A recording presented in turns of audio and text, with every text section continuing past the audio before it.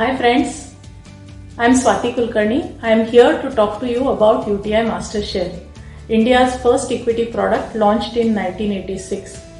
Till 2003, this fund was a closed-end fund, and post that it was made open-end fund.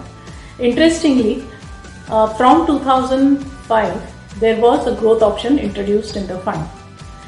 This is a large cap oriented fund which invests in at least 80% of the portfolio in top 100 companies in terms of market capitalization. Most large cap companies, as you know, have resilient business models that enables them to invest on an ongoing basis, sustained basis for growth, as also it helps them to weather the challenging periods much better based on the financial strength as well as management bandwidth that they have. This enables these companies to have leading market positions as well as scale benefits, and often we have seen that long term these companies turn out to be good compounding return stories. I want to share with you how we construct portfolio of UTI MasterShare.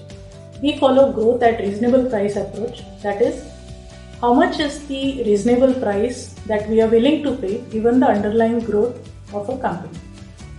This approach gives us a framework to also look at companies where market is underestimating either the long growth runway of the company or an improvement in the return ratios or generally the profitability of the business.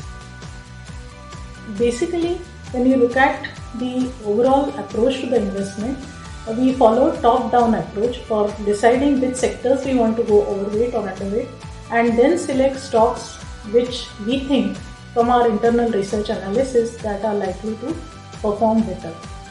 I also prefer stocks which have competitive franchise.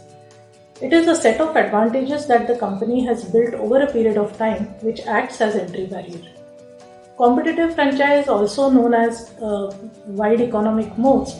The sources could be strong brand, the technology investments, R&D investments, the distribution setup. Clearly what we focus on is where these advantages are actually giving pricing power to the company or the cost advantage to the company. Because our experience has been when the company enjoys these benefits, it results into sustained profitability focus, cash flow generation, low debt, and therefore sustained growth in their business earnings.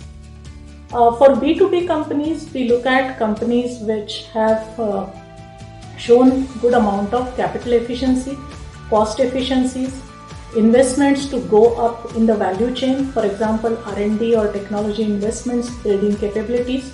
And for B2C businesses, we typically look for companies which have clearly shown brand strength in terms of the continuous investments in the brand, also the distribution setup, how close they are in terms of what their customer needs, working capital management, which we keep focusing on to really choose among the large cap companies, the companies which have competitive franchise as well as available at a reasonable valuation.